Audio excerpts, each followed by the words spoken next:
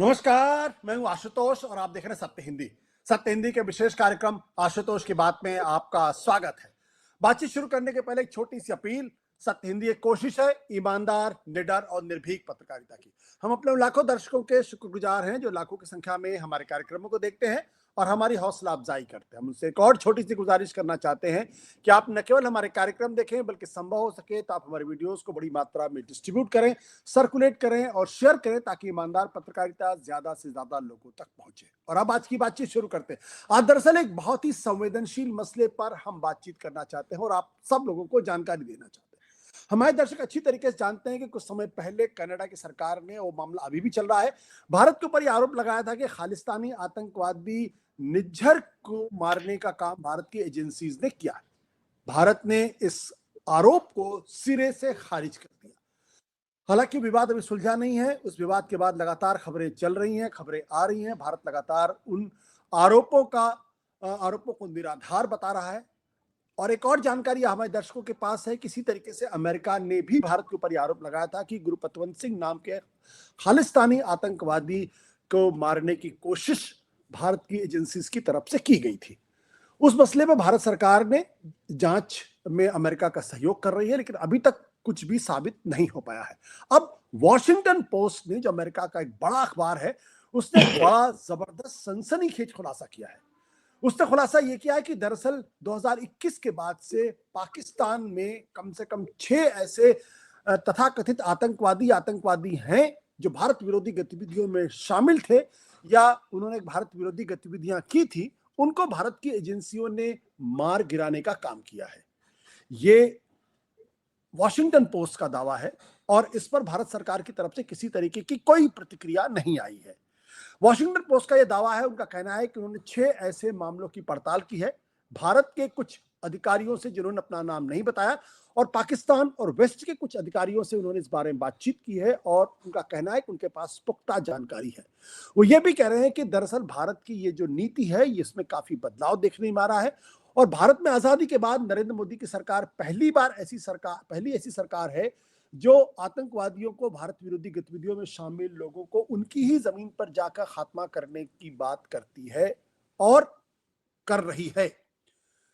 क्या ये इजराइल का मोसाद मॉडल है? क्योंकि मोसाद के बारे में मशहूर है कि वो इजराइल के विरोध काम करने वाले लोगों को वो छोड़ती नहीं है। अभी जिस तरीके से मध्य पूर्व एशिया में कुछ बड़े आतंकवादियों के खात्मे की खबरें आई थी जिसमें मोसाद का नाम भी आया था। तो ऐसे में ये जानना बड़ा दिलचस्प होगा कि क्या ये भारत की नीति में कुछ बदलाव है, वॉशिंगटन पोस्ट की इस खबर में कितना दम है और क्या भारत वाकई में मोसाद के रास्ते पर चलता हुआ दिखाई पड़ रहा है और इसके क्या फायदे नफे नुकसान है। हम बात करेंगे यशोवर्धन आजाद साहब से, जो देश के बहुत ही जाने माने आईपीएस अधिकारी हैं। इसके अलावा वो आईबी में स्पेशल डायरेक्टर भी रह चुके हैं। यशोवर्धन आजाद साहब, आपका बहुत बहुत स्वागत है। उम्मीद है आपने रिपोर्ट देखी होगी। इस रिपोर्ट को देखने के बाद आपको क्या लगा? क्या आपको लगा कि वॉशिंगटन पोस्ट की खबर में कुछ दम है?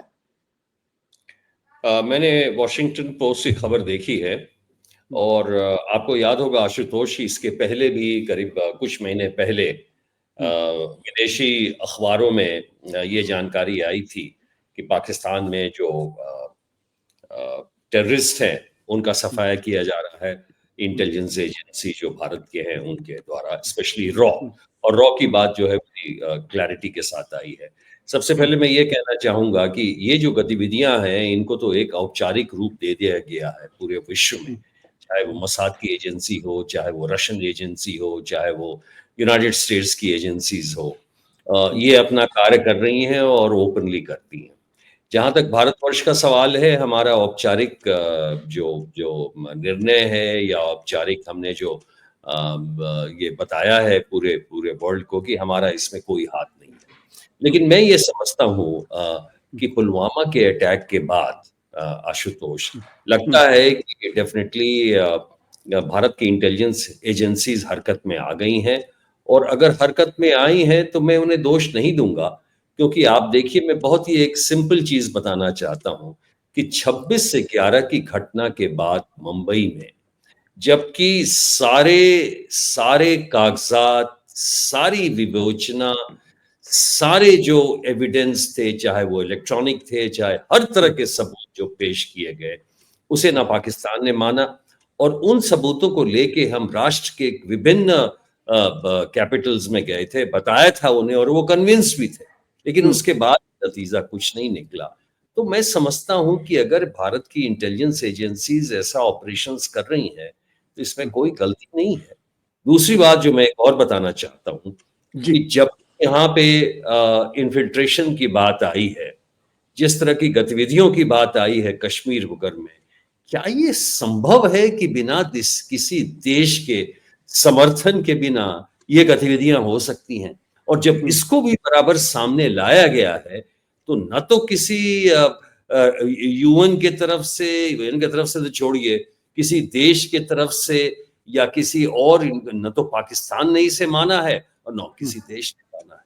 तो अगर हमारी इंटेलिजेंस एजेंसियां हमारे नेशनल कॉज को फर्दर कर रही हैं तो मैं समझता हूं कि इसमें कोई आपत्ति नहीं होनी चाहिए किसी। आप थ्योरेटिकल लेवल पे बात कर रहे हैं, क्या आपको लगता है कि वाशिंगटन पोस्ट, इसका मतलब आपको लगता है कि वाशिंगटन पोस्ट की इस रिपोर्ट में दम है?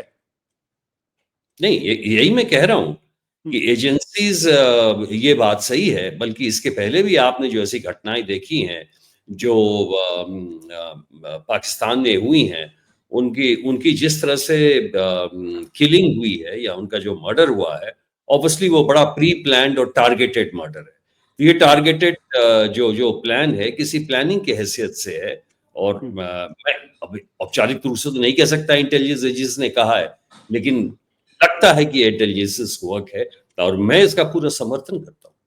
आप इसका समर्थन करते हैं। मैं अपने दर्शकों को बता दूं कि दरअसल इस रिपोर्ट में दावा किया गया है कि भारत की इंटेलिजेंस एजेंसीज की के द्वारा वहां के पाकिस्तान की जो पेटी क्रिमिनल्स हैं और अफगानिस्तान के कुछ मर्सनरीज हैं, उनका इस्तेमाल किया गया है और उनकी मदद से वो 6 कम से कम ऐसे मामले हैं जो भारत विरोधी गतिविधियों में शामिल थे, उनको एलिमिनेट करने का काम भारत की एजेंसियों ने किया है। हालांकि इसमें किसी भी भारतीय नागरिक के शामिल होने की कोई पुष्टि अखबार नहीं करता। वो सिर्फ इतना कहता है कि पाकिस्तान के पेटी क्रिमिनल्स हैं और अफगानिस्तान के जो कुछ मर्सनरीज हैं वो हैं।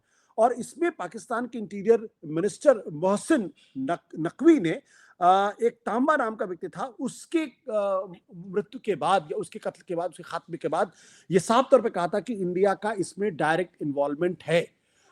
ये जो स्थिति है, क्या ये माना जाए कि भारत की बेबसी है, मजबूरी है, क्योंकि पाकिस्तान भारत के हिसाब से आतंकवादियों पर गतिविधि नहीं लगाती, इसलिए भारत के पास दूसरा कोई विकल्प नहीं है सिवाय इस रास्ते के अपनाने के? मैंने यही कहा था कुछ देर पहले कि जब सारे सबूतों को देकर, जब ये पूरे विश्व को बताकर कि पाकिस्तान टेररिस्ट को फंड करता है, सपोर्ट करता है, उनको इन्फिल्ट्रेशन में सहायता देता है, जब कोई भी रिस्पॉन्स या उत्तर आपको दूसरी तरफ से नहीं मिलता है, तो मैं समझता हूँ भारत के पास और कोई उत्तर है नहीं देने के लिए। पहली बात तो ये है। दूसरी बात आशुतोष, ये पेटी क्रिमिनल्स नहीं है। ये अब इनमें से कुछ जो पहले, आप अभी 6 की बात कर रहे हैं, इसके पहले भी जो मारे गए थे, इसमें से कुछ ऐसे थे जो अपने समय के बहुत बड़े टेररिस्ट थे। लेकिन हाँ, अब उनको आईएसआई का भी सपोर्ट नहीं है, क्योंकि हर टेररिस्ट की जो क्षमता है, उसे मारक क्षमता कि जो अगर स्ट्राइक कैपेबिलिटी जिस टेररिस्ट की चली गई है, तो उसका यूज जो है इंटेलिजेंस एजेंसीज को नहीं रहता है। तो इसमें ऐसे कई हैं जो टेररिस्ट थे, जो जरूरी थे, और उनके मरने से बिल्कुल ये साफ आभास होता है कि वो स्पेसिफिक टारगेट्स के जरिए उनका एलिमिनेशन हुआ है। वॉशिंगटन पोस्ट की रिपोर्ट कहती है कि भारत की एजेंसी RAW ने 2021 के बाद बहुत ही मेथोडिकल असैसिनेशन प्रोग्राम के जरिए इन लोगों का कत्ल किया है। और ये भी इस रिपोर्ट में बताया गया कि दरअसल इसमें से जो लोग थे वो लश्कर तैयबा और जैश ए मोहम्मद, ये दो बड़े दुर्दांत आतंकवादी संगठन हैं। हमारे दर्शक अच्छी तरीके जानते हैं कि संसद के ऊपर जो हमला हुआ था या जो मुंबई में जो हमला हुआ था वो इन्हीं आतंकवादी संगठनों की मदद से किया गया था। और जिस तरीके से कोहराम इन्होंने भारत के अंदर मचाया था, हालांकि इन दिनों उस पर काफी रोक लगी हुई है, लेकिन काफी कोहराम मचाया था। भारत ने लगातार इन आतंकवादियों की लिस्ट, इन आतंकवादियों के नाम पाकिस्तान को दिए हैं, लेकिन पाकिस्तान कभी भी इन आतंकवादियों को भारत सौंपने के लिए तैयार नहीं हुआ है। अब मेरा सवाल इस बात को लेकर है कि चूंकि इस रिपोर्ट में सिर्फ 6 वाकयों का जिक्र किया गया है, इसलिए हम 6 वाकयों के बारे में बातचीत कर रहे हैं। क्या ऐसी ऐसी जो हरकत है, आपको लगता है कि इस पर ये मोसाद के रास्ते पे चलने की कोशिश की जा रही है ऐसे समय में, जबकि कनाडा भारत के ऊपर खुलेआम आरोप लगा रहा है और भारत को उससे एम्बैरेसमेंट भी है। भारत के कुछ बड़े उच्च पदाधिकारी, यहाँ तक कि गृह मंत्री अमित शाह तक का नाम लिया जा रहा है कि उनकी सहमति से सब किया गया है। देखिए, जहां तक जो आरोप लगा था होम मिनिस्टर पे और डोवल साहब पे, वो बाद में खारिज कर दिया गया था। और कनाडा की तरफ से भी ये कहा गया था कि नहीं, हमने जो उनका नाम लिया है वो गलत लिया है। दूसरी चीज जो मैं एक विवेचना अधिकारी के, पूर्व विवेचना अधिकारी के आधार पे कह रहा हूँ, एक पूर्व पुलिस अधिकारी के, कि इसके सबूत कहाँ हैं। आशुतोष, अगर आप देखिए निज्जर की जो हत्या हुई है, निज्जर की हत्या में शायद 3 लोगों को उन्होंने अरेस्ट किया है या नहीं किया है, लेकिन उसमें किसी भी भारतीय इसका ना नाम आया है। जो यूएसए की घटना है, जैसा कि आपने पहले बताया है, उस पे जो भारत वर्ष की जो एजेंसियां हैं वो उनके साथ सहयोग दे रही हैं। लेकिन जहां तक कनाडा का सवाल है, ये तो हवाई हवाई ही बात हो रही है। अभी तक प्राइम मिनिस्टर ने भी कोई किसी का नाम नहीं लिया है, न तो विवेचना में कोई नाम आया है और न कि उनके पुलिस कमिश्नर ने कहा है। तो इसलिए मैं कहूंगा कि कनाडा की जो बात है वो सर्वथा झूठी है।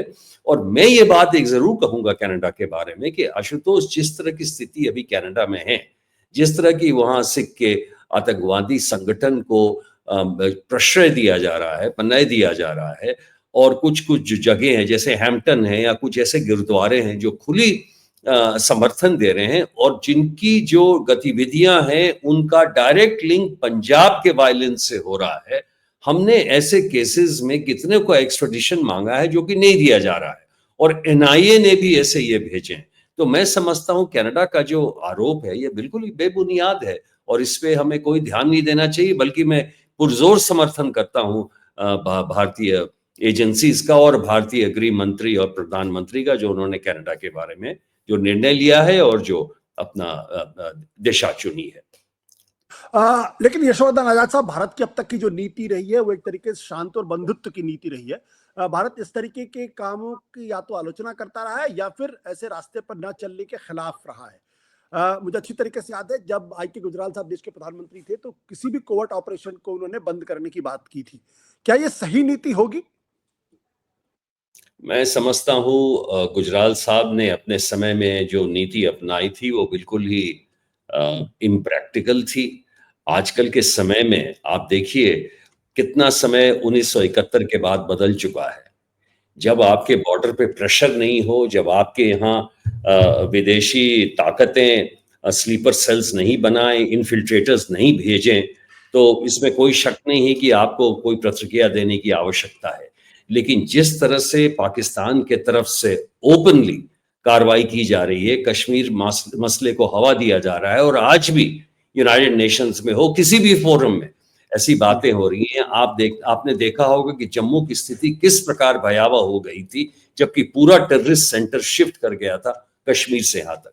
ऐसे में आप कैसे जवाब दे सकते हैं उनको? जब हम सबूत देते हैं तो उसका कोई सुना नहीं जाता है, जब किसी को हम एक्स्ट्रेडिशन की बात करते हैं वो हमें यहाँ नहीं मिलता है। तो अगर ये एजेंसियां कर रही हैं तो क्या गलत कर रही हैं? बिल्कुल सही कर रही हैं। तो फिर भारत सरकार क्यों नहीं एक्सेप्ट कर लेती? क्या हमने कहा जैसे कि अमेरिका एक्सेप्ट कर लेता है, या हाल के दिनों में इजराइल ने एक्सेप्ट किया है जब उन्होंने हमास के चीफ को उड़ाया था? मैं समझता हूँ वो समय आने वाला है, क्योंकि अगर आप देखें तो एनआईए जो नेशनल हमारे इन्वेस्टिगेटिव एजेंसीज है, उसको एक्ट के तहत पावर्स दिया गया है कि टेररिस्ट एक्टिविटीज अगर इंडिया के खिलाफ कहीं भी विदेश में हो तो उसके खिलाफ एनआईए विवेचना कर सकती है। और अगर कोई नोटेड टेररिस्ट हो बाहर में और उसके बारे में एनआईए को विवेचना करने का तो हक है ही।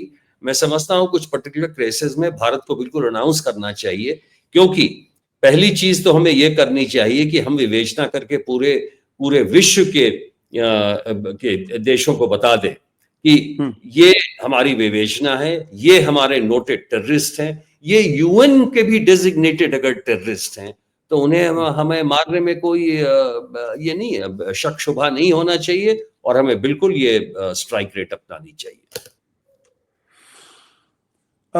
एक सवाल यहाँ पे, क्योंकि इजराइल इस स्टाइल आप जो भी कह लीजिए, आप मोसाद इसको करने में बड़ा सिद्धहस्त है। क्या भारतीय एजेंसियां ऐसे ऑपरेशन करने के लिए सिद्धहस्त है? क्योंकि देखिए कनाडा और अमेरिका ने तो सीधे आरोप लगा दिए हैं, यानी कहीं ना कहीं या तो पकड़े गए हैं या उनके पास शक है। और अमेरिका के साथ तो स्थिति गंभीर इसलिए है क्योंकि वहां पर भारत ने भी एक तरीके से माना है कि कुछ इस तरीके की बातें हुई हैं और भारत का एक नागरिक को उन्होंने गिरफ्तार भी किया है। देखिए, हमारे जो टेररिस्ट हैं, अभी तो जो सबसे ज्यादा जो टेररिस्ट एक्चुअली पनप रहे हैं हमारे यहाँ, या जिनको रेडिकलाइज किया जा रहा है, और या जिनको दूसरी तरफ से भेजा जा रहा है, उसमें तो पाकिस्तान ही शामिल है। मैं नहीं समझता कोई और देश इसमें। आईसिस के बारे में हम बात कर सकते हैं। आईसिस में केरला से कुछ यहाँ के कार्टर्स गए भी थे, लेकिन आईसिस का फुटप्रिंट उतना स्ट्रांग नहीं है। अवश्य देर कुछ और उनके जो अलाइड ग्रुप्स हैं वो उसको बढ़ावा देने की कोशिश कर रहे हैं। लेकिन जहां तक हमारे यहाँ जो टेररिस्ट नोन है, ये दो हैं जो आपने बिल्कुल पहले ही कहा, लश्कर तैयबा है और जैश ए जी। मोहम्मद है। और अगर हम इनके बारे में सारी विवेचना करके इनको डेजिग्नेटेड टेररिस्ट हमने करार किया है, और यूएन ने भी अगर करार किया है, तो हमें हिट करने में कोई आपत्ति नहीं होनी चाहिए। ऑफ कोर्स ये सरकार का नजरिया होगा कि फॉरेन रिलेशंस को देखते हुए, इंटरनेशनल रिलेशंस को देखते हुए हम किस समय ये डिसीजन लें।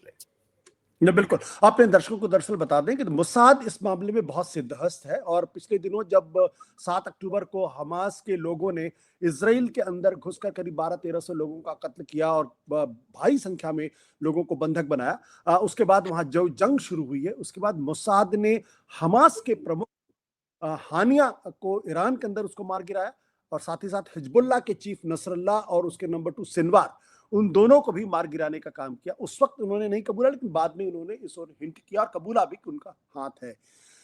सवाल इसी बात को लेकर यह है कि क्या भारत की एजेंसीज मोसाद जैसा ऑपरेशन करने के कैपेबिलिटी है उनके पास?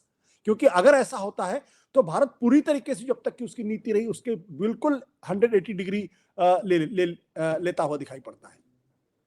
देखिए, मैं आपको ये बताना चाहता हूँ कि भारत की जो इंटेलिजेंस एजेंसियां हैं, वो बिल्कुल ही मोसाद के टक्कर की हैं। सवाल सिर्फ एक एक पॉलिटिकल विल का है, डिटर्मिनेशन का है। क्योंकि आजकल जिस मारक क्षमता के बारे में हम बात करते हैं, आज के जमाने में सारी इंटेलिजेंस एजेंसियां जो जो शक्तिशाली हैं, भारत जैसे देश जो हैं, वो उनके पास होने में कोई दिक्कत नहीं है। जो भी जिस तरह के वेपन्स हैं, टैक्टिक्स हैं, टेक्नोलॉजी है, मेथोडोलॉजी है, इसमें किसी भी तरह की कमी नहीं है भारतवर्ष में। सवाल सिर्फ ये है कि संवेदनशीलता को देखते हुए, अपने पड़ोसी देशों को देखते हुए, अपने दोस्तों को देखते हुए, सारी नीति को समझकर देखकर हमें स्ट्राइक करना चाहिए। इजराइल के पास, याद रहे आपको, कि सबसे पावरफुल उनके सपोर्टर्स हैं। वेस्टर्न वर्ल्ड में जितने लोग हैं सब उनके साथ हैं। हमें ये देखना होगा कि जब हम स्ट्राइक कर रहे हैं तो हमारे पीछे भी कम से कम सशक्तिशाली इस तरह के कोई देश हो, ताकि जब हम स्ट्राइक करें तो उसका हमें खामियाजा नहीं भुगतना पड़े। क्या हम अफोर्ड कर सकते हैं इस तरीके के स्ट्राइक्स? नहीं, क्यों नहीं कर सकते हैं। मैं समझता हूं कि अगर आपके यहाँ अगर ऐसा स्ट्राइक हो, पुलवामा ऐसा स्ट्राइक, या बंबई की तरह अगर फिर से कोई इस तरह का स्ट्राइक हो, क्यों नहीं वापस स्ट्राइक करना चाहिए। मैं समझता हूं इसका सबसे अच्छा जवाब तो कहते हैं काउंटर टेररिस्ट एक्शन इमीडिएटली होना चाहिए। और उस समय अगर आप ये एक्शन ले तो मैं समझता हूं पूरे वर्ल्ड को आपको समर्थन भी मिलेगा। और अब जो है ऐसी घटनाएं अगर हो तो उनका जवाब यही है, इमीडिएट स्ट्राइक वापस। बहुत बहुत शुक्रिया यशोवर्धन आजाद साहब हमसे बातचीत करने के लिए। ये थे यशोवर्धन आजाद साहब। दरअसल हम बातचीत कर रहे थे वॉशिंगटन पोस्ट की उस सनसनीखेज खबर को लेकर। सनसनीखेज इसलिए क्योंकि बहुत बड़ी खबर इस लिहाज से है क्योंकि उसने दावा किया है कि भारत की एजेंसी ने पाकिस्तान में घुसकर 2021 के बाद मेथोडिकल असैसिनेशन प्रोग्राम के तहत, यानी जो एक भारत की एजेंसीज ने एक बाकायदा योजनाबद्ध तरीके से 6 उन आतंकवादियों को जो भारत विरोधी गतिविधि शामिल थे उनका खात्मा किया है। और इस बारे में हालांकि भारत की तरफ से अभी तक किसी तरीके की कोई पुष्टि नहीं की गई है, लेकिन एक शांति है, चुप्पी है। अब ये चुप्पी क्या एक तरीके का एडमिशन है, ये कहना बहुत मुश्किल है, लेकिन बहुत बहुत शुक्रिया यशवर्धन राजा साहब हमसे बातचीत करने के लिए। Thank you.